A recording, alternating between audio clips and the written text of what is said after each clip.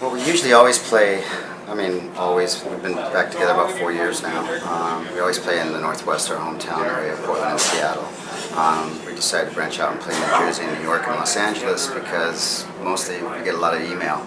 People asking us to play these cities because we used to play there quite often back in the day. And with the new album out, we figured it's a good time to kind of come back and reintroduce ourselves, see if people are still wanting to hear us play in the East and West Coast.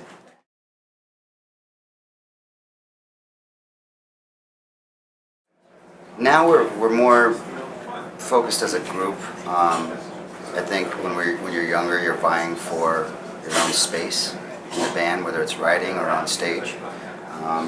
And there's a lot of egos involved. And I think when you get in your 30s, 40s, 50s, you start realizing that ego can get in the way. It's good to have confidence, but I think it's better now that we're a family and we check our ego at the door and we're all kind of just enjoying it so much more, rather than like fighting for space in the world as a young musician looking for acceptance. So now we don't look for acceptance, we just look to like celebrate life. So what do you Well, our recording time in Vancouver, Canada, with Bruce Fairbairn and Mike Fraser and Ken Lomas was some of the best experimental time, especially the first album, recording our very first major album with Polygram, and just going through that experience and working with professionals that we learned so much from, whether it's the recording techniques, production techniques, how to rehearse a band before you go into the studio. These are invaluable lessons that you, as a young band, you really don't know how to do that stuff. How to track things and branch the arrangements out, really flesh them out to where they tell a story. So I think that making the first album was probably my favorite experience. You'd have to ask the rest of the band about that. And then of course, right after the Berlin Wall came down, about a couple months later, we were playing all throughout Europe with the Rolling Stones. And I think the Prague show was the first time that there ever had been a rock band of that magnitude, especially with the Stones, playing on the Eastern Bloc. So that was the first big rock concert they had in the Czech Republic. And there was about 200,000, about maybe 170,000 people there. And they were celebrating like it was, like they'd never heard rock and roll before. So that to me was a highlight in my life for sure.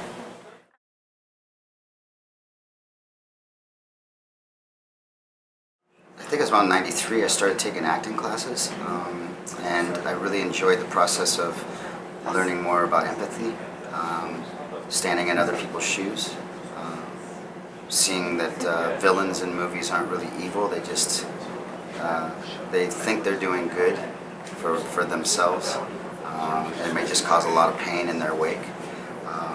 And I think that helped me as a songwriter as well, those classes.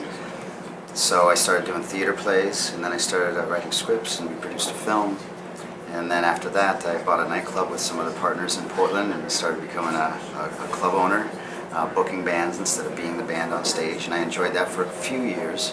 And then the last couple of years that I really started drowning my depression of not working on music out with drugs and alcohol. Got really quite addicted to that for a couple of years. And then after I really crashed hard, and I came out of that cleaning up because my father passed away, and that made me wake up. And I went off to India and I studied Buddhism, lived in a Tibetan monastery for 8 months, and then moved to Jerusalem for 3 years and started recording a new album. And then been working ever since, playing since about 2008, I guess. As soon as Barack Obama became president. We should make Barack Obama president, or king of the world, for looking at the current election. And then the network, we made a new album just recently, so I've been doing a lot of solo stuff, did 3 albums in the last few years, and then the network album just came out in June, so we're hoping to do some more records together as well. Is defeated, the war is over.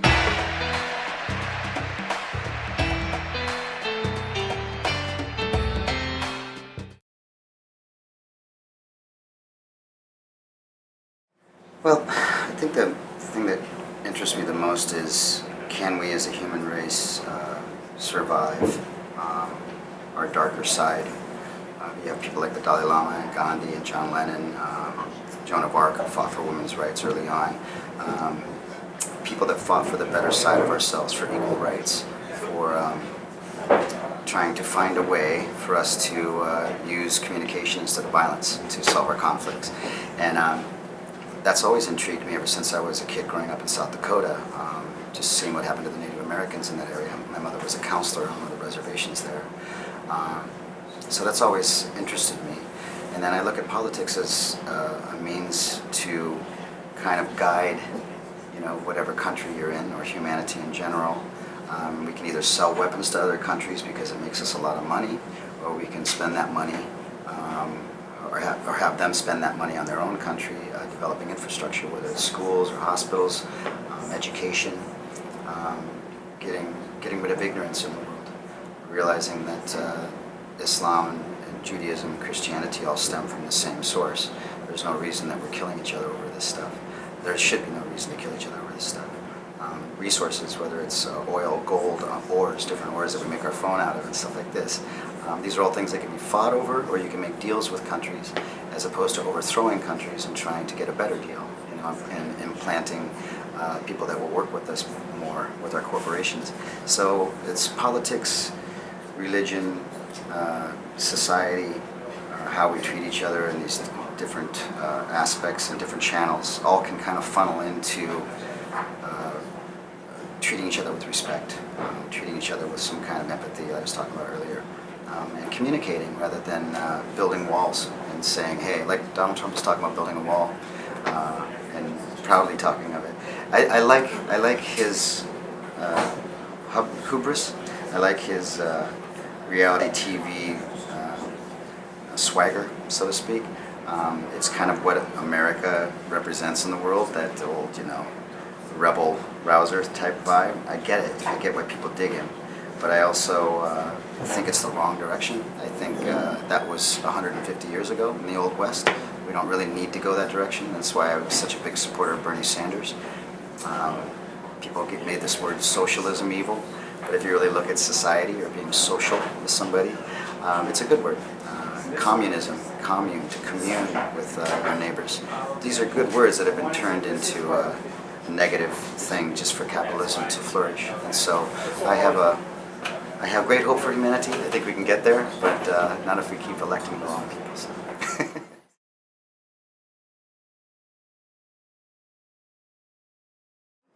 Yeah, I think one thing that I really do think about quite often is the power of art. I know that the world is focused a lot on sports, reality, TV.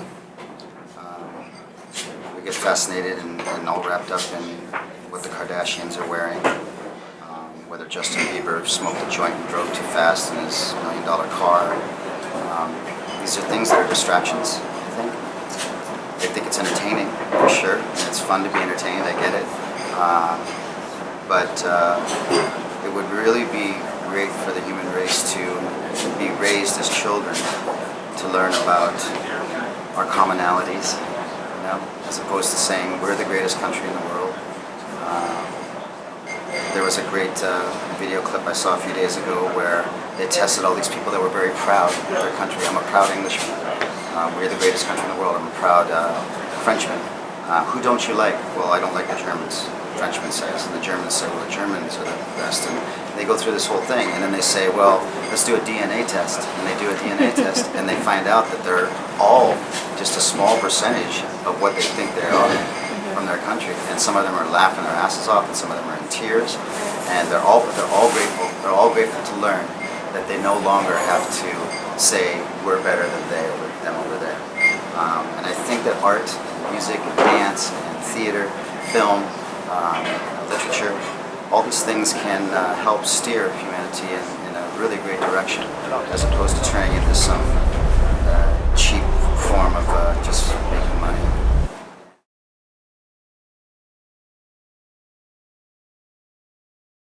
Yeah, I think just chase your passion,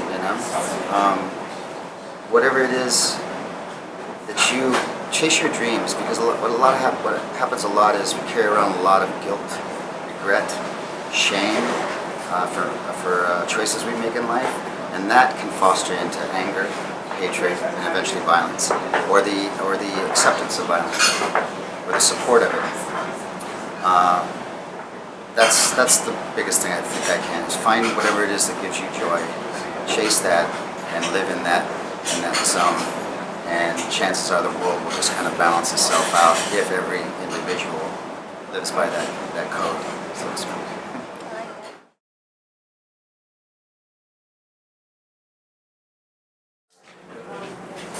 I haven't thought about that. I think I just hope that the music and anything that I create, whether it's I like painting, working on a book, I hope that these are things that resonate after I'm gone from the planet, I guess.